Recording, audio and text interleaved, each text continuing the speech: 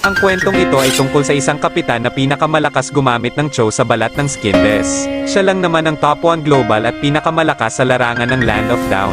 Isang araw one day ay habang nagre-rank si Gigados sa custom ay nakatapat niya ang pinakamalakas na kapitan sa balat ng Skinless.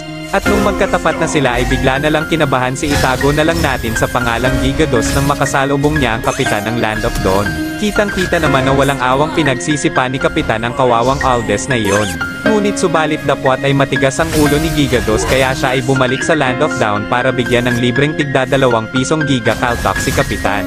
Kapitan, eto tikman mo ang libreng tigda 2 pisong Giga Caltok ko. Noong ito ay matikman na ni kapitan, ito ay kanyang nagustuhan kaya nagpadala pa siya ng tigda 2 pisong Giga Caltok sa halagang 3 piso. Ito na kapitan, tikman mo na to, bagong luto pa, mainit-init pa, wag ka nang pumalag kung ayaw mo mag-Giga Caltok. Giga Caltok sakit. At dito ay magki-clear sana si Gigados ng minions ay bigla